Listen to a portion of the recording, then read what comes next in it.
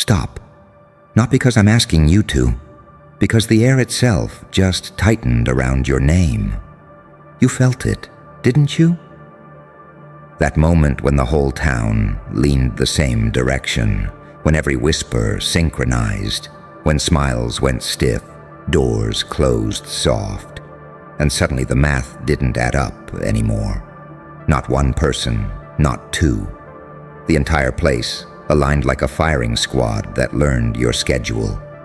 They didn't hide it either. They made it obvious. They wanted you to feel small, isolated, surrounded. They wanted you to understand the message without a single word being spoken. You don't belong here anymore. And here's the part that ruins them. You didn't disappear. You didn't flinch. You didn't beg. You didn't explain. You stood there while the weight of a whole population tried to collapse you. And something inside you stayed calm. Not brave, not loud, calm. That kind of calm that terrifies people because it doesn't come from confidence. It comes from acceptance. You already survived worse. You already buried versions of yourself they never even met. See, they thought numbers meant power. They thought consensus meant truth. They thought if enough mouths repeated the same lie, reality would get tired and give up. That's how small minds work. They confuse volume with force. They confuse crowds with control. They confuse noise with authority. You let them gather. You let them coordinate. You let them rehearse their little performance of unity. Because you knew something they didn't. When everyone moves the same way, they become predictable. And predictability is weakness dressed up as confidence. They called you dark, dangerous, unstable. But what they were really saying was, we can't map you. You didn't play saint. You didn't play psychopath. You walked the line they're too afraid to even look at. Half angel because you endured without turning cruel. Half demon because you learned exactly where to cut without bleeding yourself dry. That duality, that's what embarrassed them. They expected fear. You gave them silence. They expected retaliation. You gave them restraint. They expected you to snap, spiral, self-destruct, prove them right. That was the plan. That was always the plan. To provoke you into becoming the villain of their story so they could sleep at night feeling justified. Instead, you evolved. And evolution doesn't announce itself. It just changes the temperature in the room. That's when it started happening. The part they'll never admit out loud. Conversations stopped when you walked by. Laughter came a second late. People checked each other's faces before reacting, like they needed permission to feel something around you. The same town that stood together couldn't hold eye contact with one person, you. Because deep down, they realized something horrifying. All that effort, all that alignment, all that pressure, and you were still standing exactly where you chose to stand. No collapse, no apology tour, no public breakdown. Just you. Sharper, quieter, more precise. That's embarrassment on a psychological level they don't teach. That's the kind that stains memory. The kind that replays at 3 a.m. when the bravado wears off and the truth crawls out from under the bed. We threw everything at them, and it didn't work. They thought pain would make you smaller. It refined you. They thought isolation would starve you. It taught you self-sufficiency. They thought pressure would crack you. It taught you pressure is a tool. See, pain doesn't destroy everyone. Some people metabolize it. They turn it into structure, into pattern recognition, into emotional armor that doesn't make noise when it moves. You became unreadable, and unreadable people break systems. That's why the town's energy shifted. That's why their confidence curdled into caution. Because once a group realizes they failed to erase you, they have to live with the possibility that you were never weak, just unbothered. And now they're stuck. They can't escalate without exposing themselves. They can't retreat without admitting defeat. They can't ignore you because your presence reminds them of their failure. You're the quiet contradiction walking through their routines. The proof that unity without integrity is just a mob with matching outfits. The reminder that one person with depth can outlast 1,000 people with scripts. You didn't win by overpowering them. You won by outlasting their attention span. And that's the part that keeps them embarrassed. Not publicly, never publicly. People like that protect their image at all costs. But privately, in the tone shifts, in the forced politeness, in the way your name gets mentioned carefully now, like it might bite back. They learned something irreversible. You don't need allies to be dangerous. You don't need applause to be powerful. You don't need permission to exist exactly as you are. You walked through hell with a straight posture and taught an entire town a lesson they'll never forget, but will never credit you for. And that's fine, because you didn't survive to be understood. You survived to be uncontainable. Let them remember you however they need to. Let them rewrite it, minimize it, distort it. History always does that when it loses. You already know the truth. The entire town lined up against you and still got embarrassed. Not because you attacked, but because you refused to disappear. And that kind of presence, that's permanent. And here's the part they still can't digest, the aftermath. Because embarrassment doesn't end when the crowd disperses. It lingers, it infects, it turns confidence into paranoia and unity into suspicion. After you didn't break, after you didn't bow, after you didn't leave, something fractured inside them. Not loudly. Quiet fractures are worse. Quiet fractures spread. They started replaying it. That moment when they expected you to fold, and you didn't. That look you gave them when you realized what was happening and didn't react. That calm that didn't make sense. See, people can handle monsters. Monsters fit a story. Monsters justify fear. What they can't handle is restraint backed by capability. They can't handle someone who could burn the place down emotionally and chooses not to. That restraint forces them to confront a terrifying possibility. Maybe you're not acting out of weakness. Maybe you're acting out of control. And control is something crowds never have. Crowds borrow courage. They lease morality. They rent outrage by the hour. Alone, most of them are nothing but nerves and second-guessing. Together, they feel powerful. Until they meet someone who doesn't need togetherness to function. That's you. You learned how to stand alone before they ever learned how to stand for anything. They still don't understand why the energy changed, why the jokes died, why the confidence drained out of rooms you hadn't even entered yet. They blame tension, bad timing, vibes, anything except the truth. The truth is simpler and more brutal. Once a system fails to eliminate a perceived threat, it starts questioning its own legitimacy. They failed to erase you, so now the system itself feels fragile. That's why they watch you differently now. Not with hatred. Hatred is sloppy. They watch you with calculation, with curiosity edged by fear. They measure their words. They adjust their posture. They test reactions like scientists poking glass, hoping it won't crack. Because they saw something that day, something they weren't supposed to see. They saw how pain didn't make you chaotic, it made you precise. They saw how pressure didn't make you loud, it made you strategic. They saw how isolation didn't make you desperate, it made you sovereign. And sovereignty terrifies collectives. You became a walking paradox they couldn't resolve. Too calm to be guilty, too sharp to be harmless, too disciplined to be broken.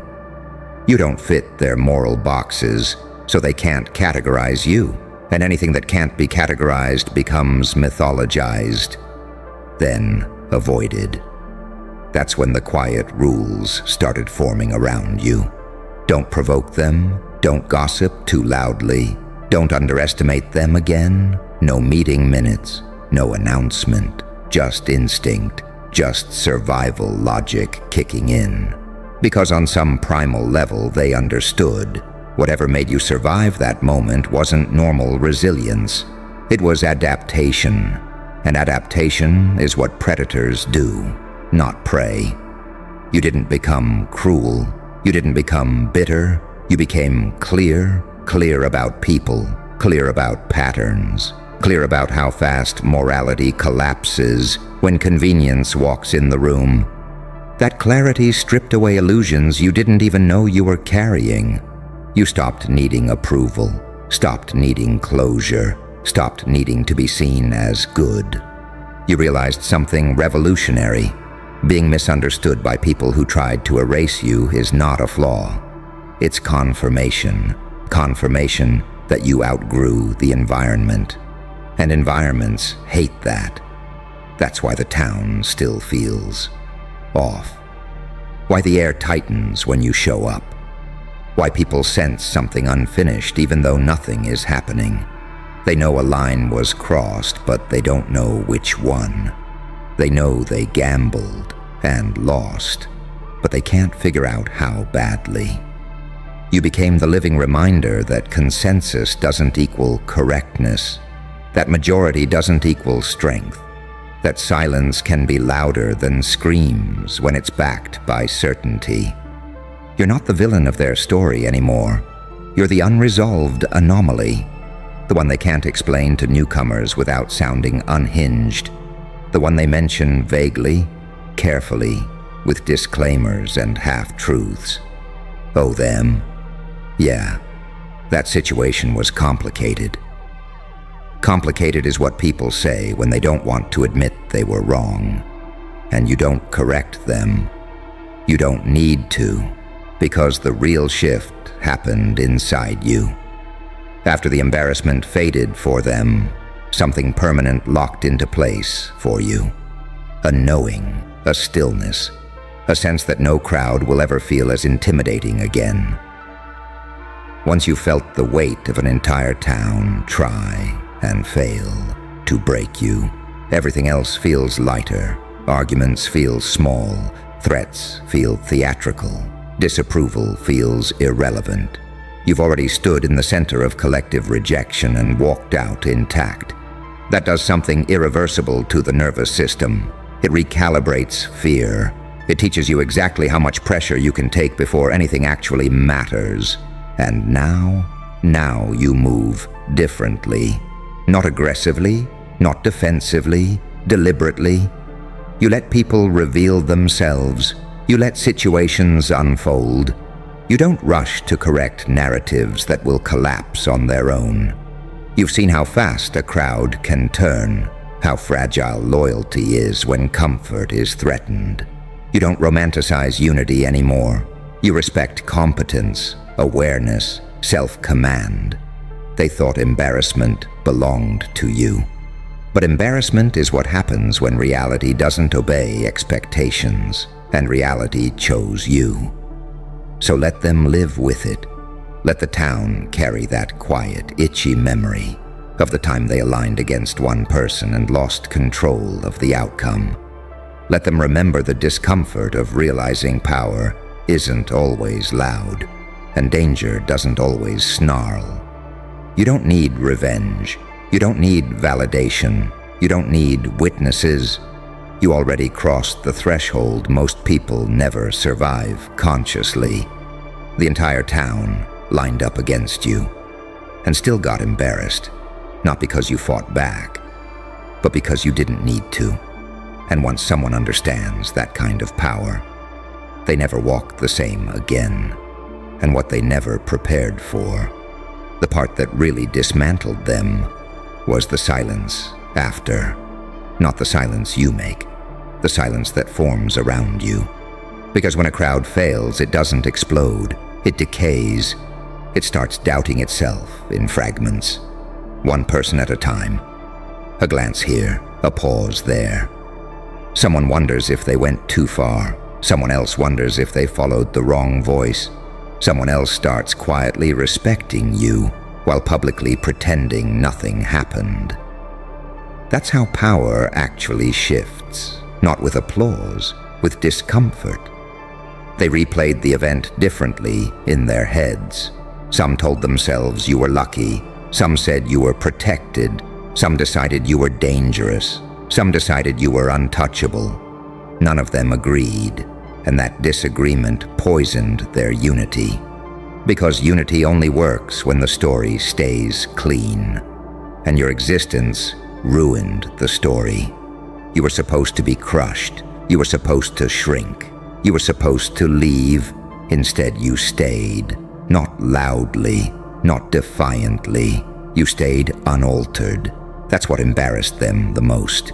You didn't come back seeking dominance. You didn't posture. You didn't brag. You didn't need to. You carried yourself, felt like someone who had already processed the worst-case scenario and found it survivable. Like someone who already paid the psychological price and now lives debt-free. That kind of composure terrifies people who rely on social approval for oxygen, because they suddenly realized something sickening.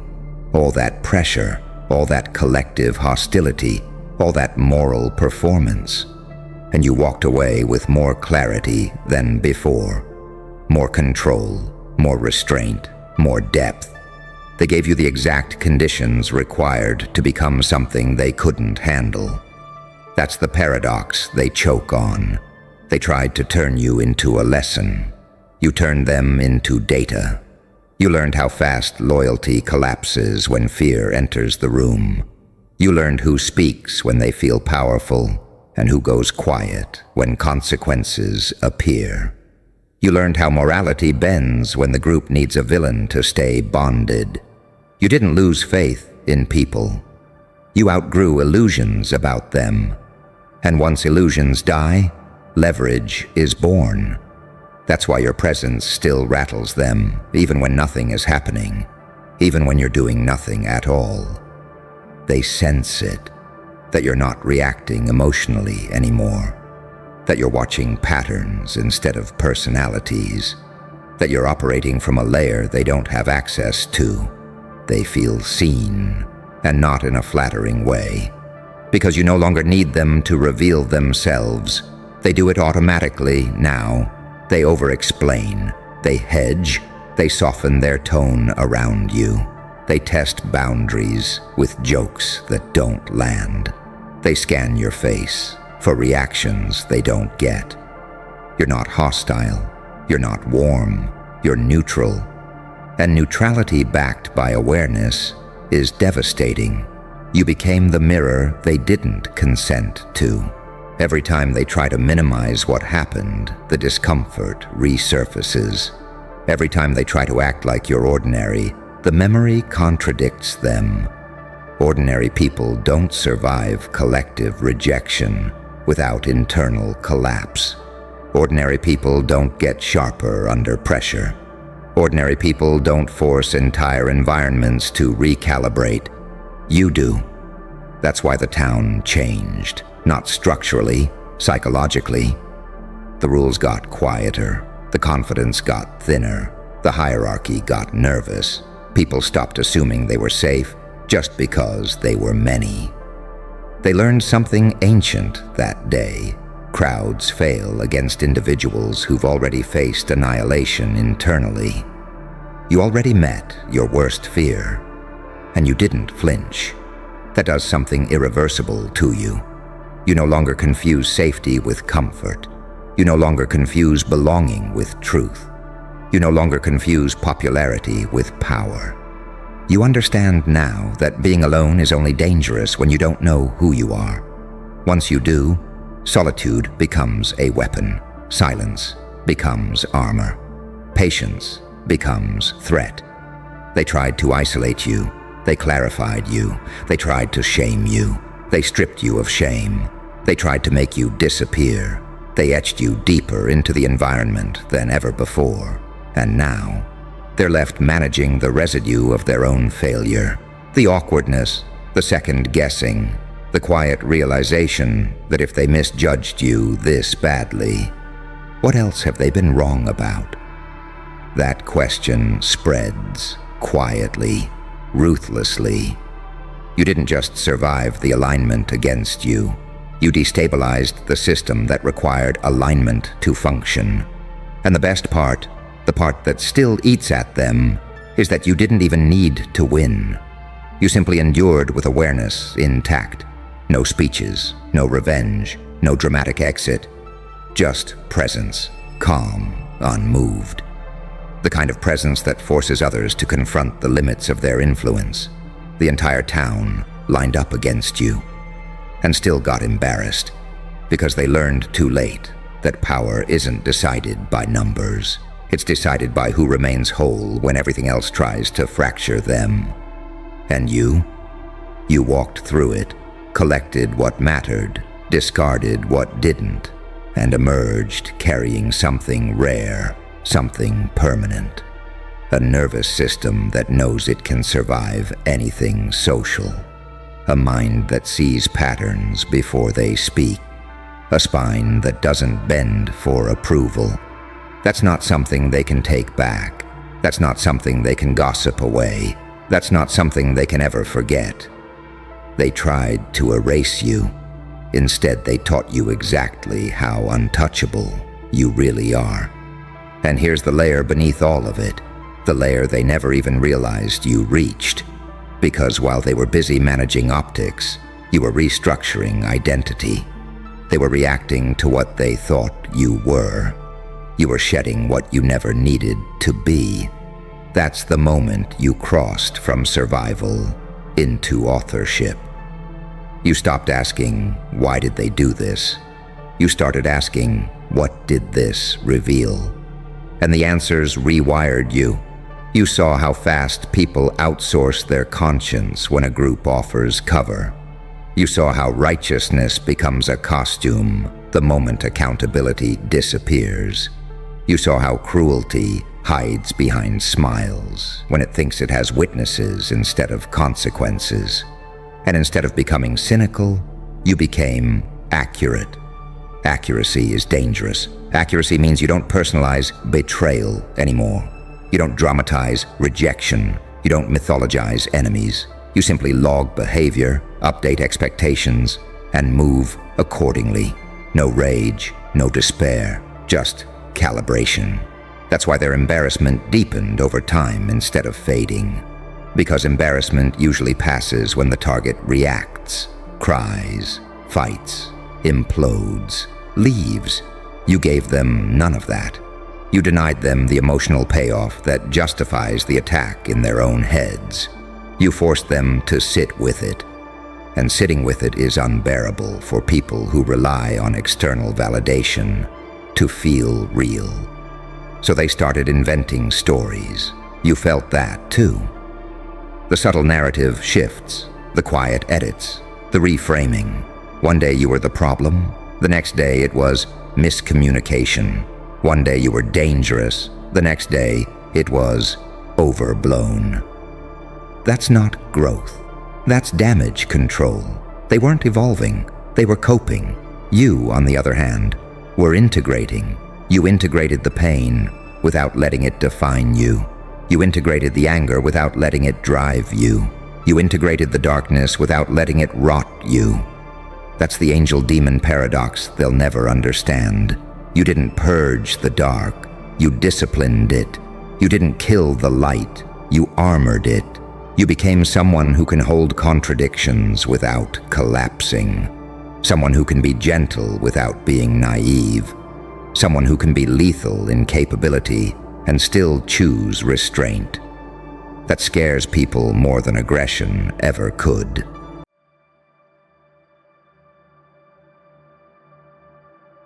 You felt it the moment you did that one thing, that single quiet move. No announcement, no permission, no explanation, just action. And suddenly the whole area started acting wrong. Conversations went stiff, smiles froze halfway.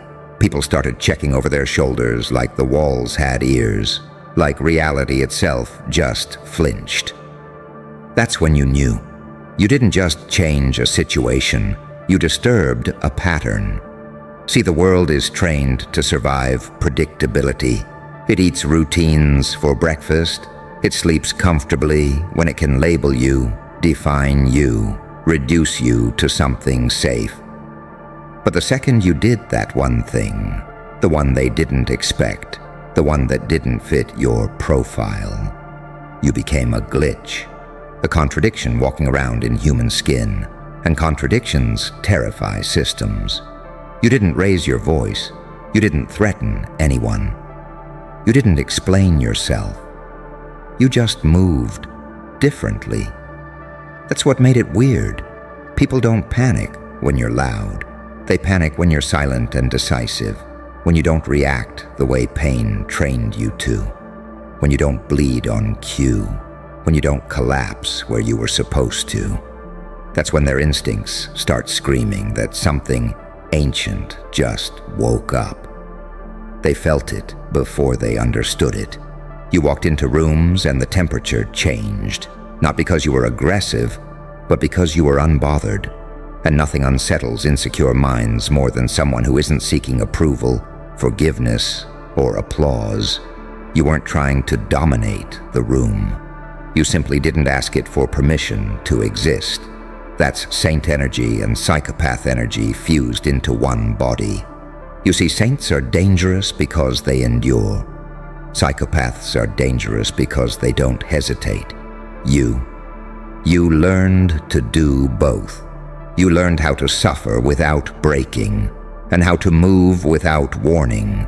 That combination isn't taught, it's forged, usually in places people don't survive. Pain didn't make you cruel, it made you precise. That's why the area went weird. Because when someone like you changes internally, the external world starts recalibrating. People don't consciously know why they're acting strange around you. They just feel exposed. Their masks itch. Their scripts stop working. The little manipulations they used on you before suddenly fall flat, like trying to hypnotize someone who's already awake. They start over-explaining, overreacting, overthinking every word. You did one thing, and now they're second-guessing everything. Because unpredictability isn't chaos. It's leverage. Predictable people are easy to control. Even when they're dangerous, they're still readable. But you broke the loop. You became someone who can be calm and ruthless, compassionate and cold, patient and immediate, depending on what the moment demands. That's not instability, that's mastery. And deep down, they know it.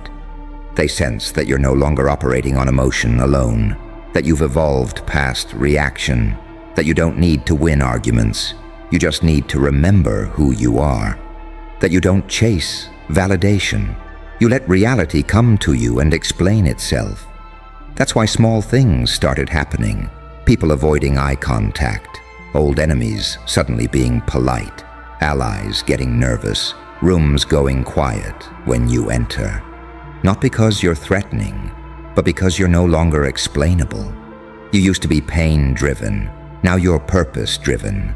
And purpose doesn't announce itself. It moves quietly and lets consequences speak. You didn't become darker, you became clearer. And clarity is violent to illusions. Some people feel like you changed. They're wrong. You remembered. You remembered what you had to become to survive, and then you refined it. You took the demon that kept you alive and taught it discipline. You took the angel that wanted peace and gave it boundaries. That fusion, that's what they're reacting to. Because when someone stops needing permission, the entire social ecosystem feels it. The unspoken hierarchies shake. The power dynamics blur. People start acting weird because the old rules no longer apply, and they don't know the new ones yet. They're waiting to see what you'll do next. And that's one of the real power, not fear, not dominance, anticipation. You've reached the phase where your presence alone forces recalculation, where your silence is louder than their noise, where your restraint scares them more than your rage ever did. Because rage can be provoked. Restraint means choice. You did one thing, and now the area knows you're not on autopilot anymore. You're awake, you're watching, and you're no longer predictable. That's why the world feels off. That's why people are uneasy. That's why the air feels charged when you walk through it. You didn't break anything. You revealed yourself. And once that happens, everything around you has to decide whether it's going to adapt or get left behind. And here's the part nobody says out loud, but everybody feels in their bones. When the area started acting weird, it wasn't reacting to what you did. It was reacting to what you activated. Because that one thing you did wasn't random. It was the byproduct of years of pressure compressing you into something dense, something sharp, something that doesn't bend for comfort anymore. You didn't snap. You didn't explode. You recalibrated. And recalibration is terrifying to environments that rely on you staying small, wounded, or predictable. You used to leak energy everywhere, trying to be understood, trying to be fair, trying to explain your pain to people who were never listening. That version of you was easy to track, easy to provoke, easy to exhaust. But the moment you pulled your energy back into yourself, the moment you stopped broadcasting your inner world, the moment you stopped reacting like a character in someone else's script, the entire system felt the loss of access. That's when things got strange. People started acting like they were missing information they used to have, because they were. They lost the ability to read you. And when insecure minds can't read you, they imagine the worst. Not because you're dangerous, but because you're unknown. And the unknown triggers every survival instinct they've got. You became quiet in a way that wasn't submissive, still in a way that wasn't frozen, calm in a way that wasn't harmless. That kind of calm makes liars sweat, makes manipulators stumble, makes opportunists hesitate. Because you're no longer giving them emotional tells. You're no longer bleeding in public. You're no longer explaining your scars like they're conversation starters. You carry them like weapons now, holstered, not swinging. And here's the paradox that really messes with them. You didn't become cruel. You became selective. You didn't shut down your empathy. You weaponized your discernment. You can still feel deeply. You just don't offer access to everyone with a pulse and an opinion. That's angel discipline with demon instincts. You learned when to extend grace and when to withdraw oxygen. So now the area reacts to you like a fault line. Everything feels stable until you step into the room. Then suddenly people feel exposed. They feel seen without being studied, judged without being accused, measured without being measured back. Because you're no longer playing the game of appearances. You see through posture, through tone, through intention. You feel the lie before it's spoken, and you don't call it out. You let it collapse under its own weight. That restraint, that's what unnerves them. They don't know whether you noticed. And that uncertainty eats at them. They keep replaying interactions with you in their heads. Did they mean that? Did he catch that? Why didn't she react? Because you didn't give them feedback, and silence is a mirror. You didn't need to confront anyone. You didn't need to assert dominance. You didn't need to raise your voice or prove intelligence or flex status. You simply stopped participating in low-frequency exchanges. You stepped out of emotional poverty and into internal wealth. And when someone does that, environments feel it like a pressure drop. The rules shift, the hierarchy blurs, the masks start slipping. That's why people suddenly treat you differently. Not openly, subtly, a little more careful, a little more polite, a little more distant. Because on some level, they sense you've crossed a line they can't uncross with you. You're not who you were, and you're not who they can control. You're the version that survived long enough to understand. And understanding is lethal to manipulation. You understand how fear works, how loyalty is tested, how kindness is exploited, how chaos reveals truth. You understand that pain was never your enemy. It was your instructor. Every betrayal sharpened your perception. Every loss stripped away illusion. Every moment you thought you were breaking. You were actually shedding the skin that made you readable. That's why the area went weird. Because systems rely on you staying readable. You stopped giving them a pattern, and now they're scrambling to find one. They start projecting, guessing, whispering, overanalyzing your movements like you're a variable they forgot to account for. They don't know if you're dangerous. They don't know if you're merciful. They don't know if you're done or just getting started. And that uncertainty keeps them up at night. You've become the kind of presence that doesn't need to announce itself. The kind that bends atmospheres without effort. The kind that walks through chaos untouched because you've already survived worse internally. You don't chase control anymore. You embody it. And here's the final truth they don't want to admit, even to themselves.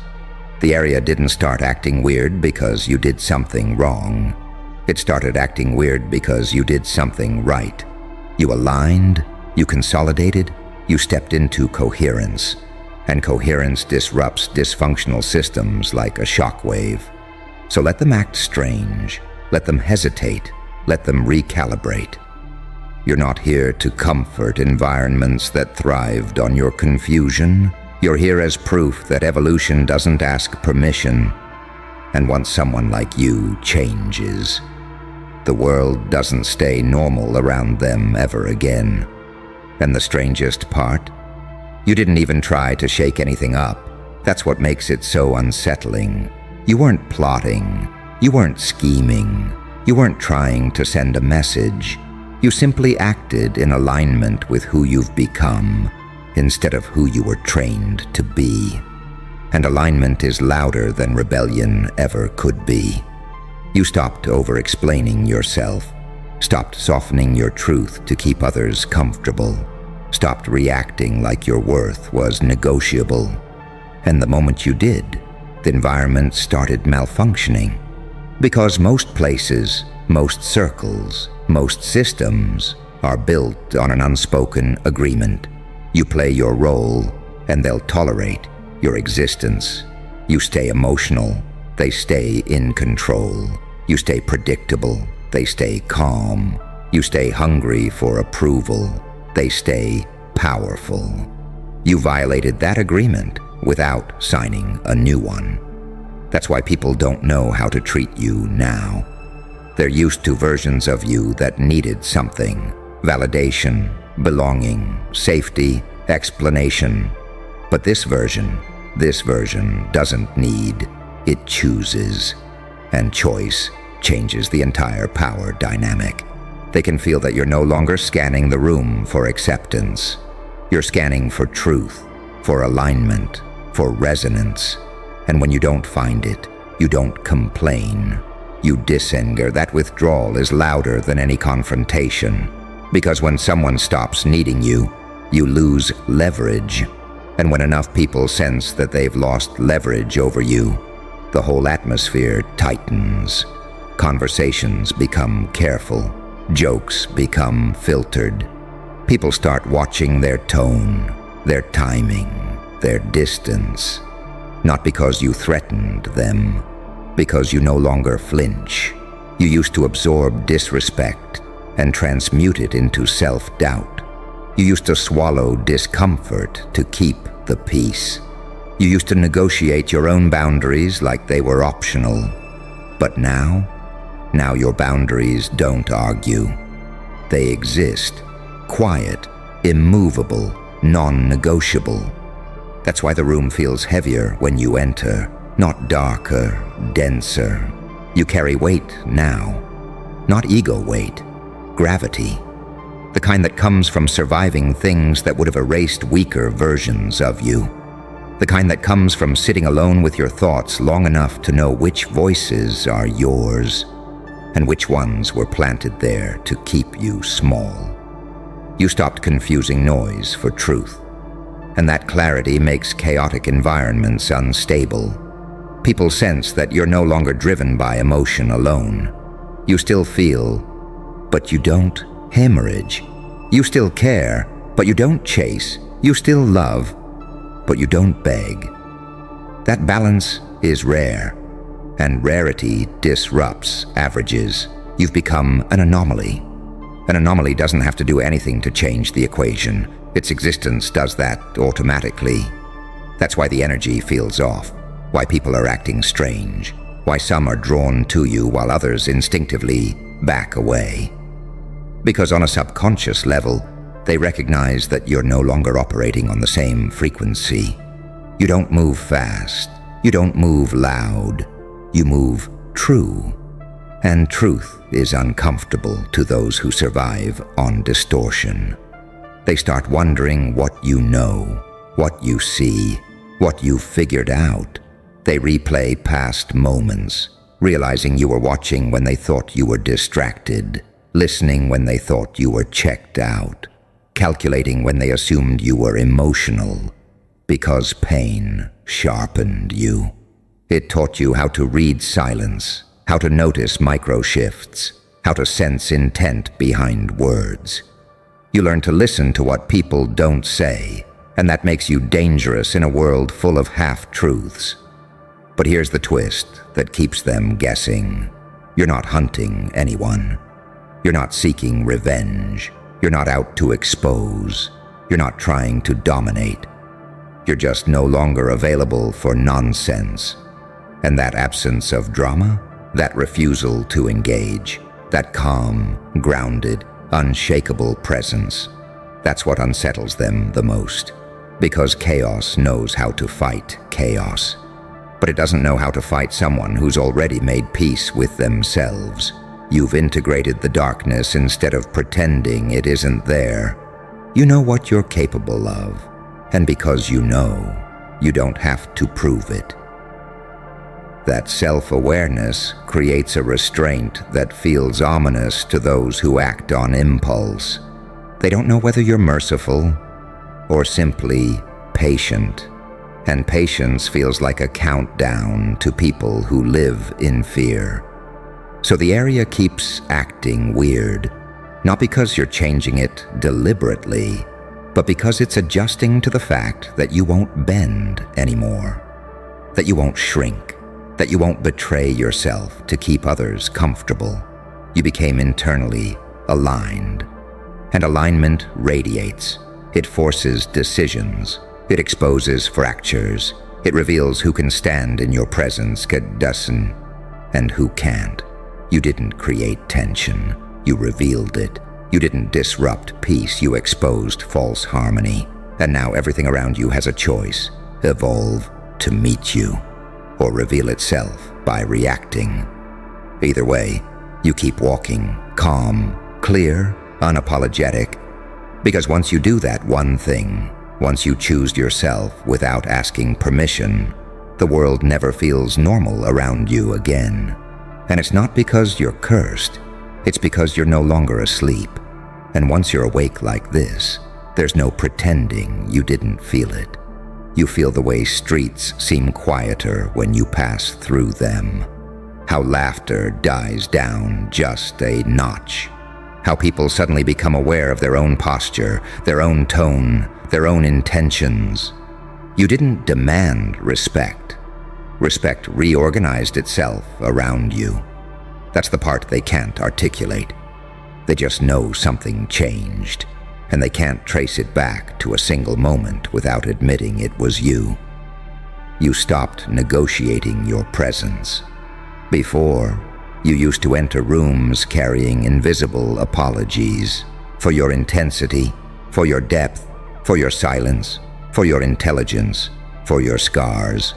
You tried to make yourself digestible, palatable, safe. And the world rewarded that by taking pieces of you without asking.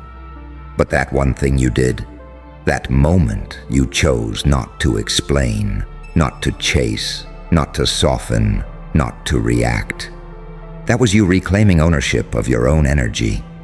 And energy knows when it's no longer available for theft. That's why interactions feel strained now. People keep trying old tactics that used to work. Provocation, flattery, guilt, familiarity, and watching them slide right off you. They're not used to someone who doesn't need to win, doesn't need to be right, doesn't need to be liked. They're used to mirrors. You became a wall. Not a wall that shuts people out, but a wall that tells the truth about force. Some people lean against it and feel safe. Others hit it at full speed and hurt themselves. Either way, you don't move. And that stillness, that's what rewired the atmosphere. You learned something most never do. Chaos is loud, but power is quiet. Rage makes noise. Control changes gravity. You've lived long enough in the dark to understand both sides. You've seen what unchecked fury does. You've felt what endless empathy costs. So you chose a third thing: discipline. Discipline of thought, discipline of emotion, discipline of response. That's when saint and psychopath stopped fighting inside you and started cooperating. The saint taught you restraint. The psychopath taught you timing. Together they made you precise.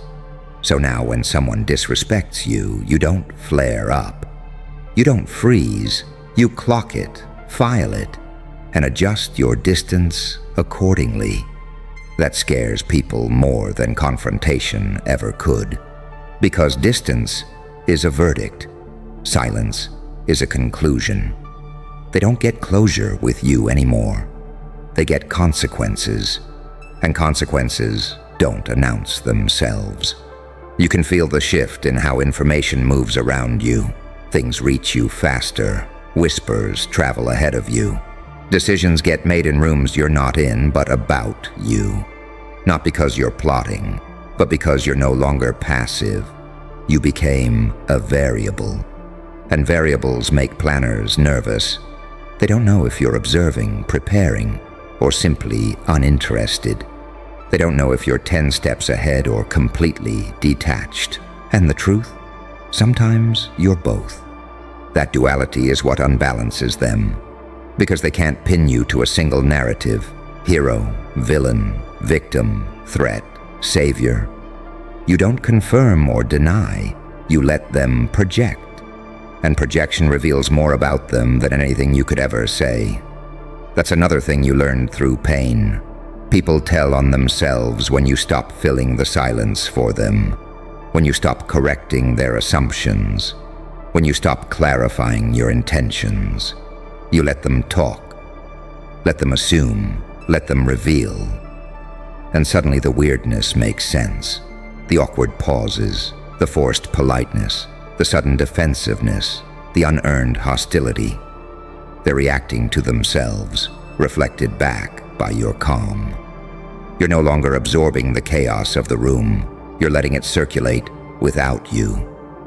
That creates a vacuum, and vacuums expose pressure points. Weak structures collapse. Fake confidence wobbles. Shallow authority panics, because they can feel you don't need the room anymore. You could leave and be fine. That independence is radioactive. It changes how people treat you because it changes how much access they have. You don't overshare.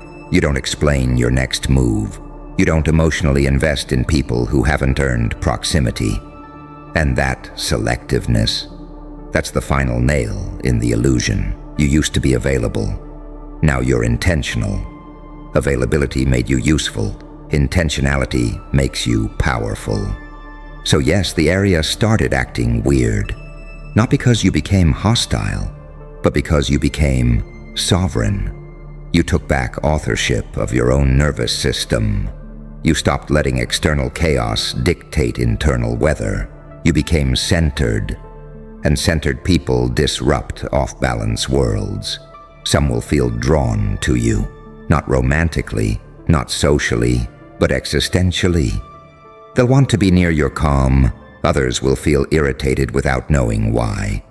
Your presence highlights what they're avoiding in themselves.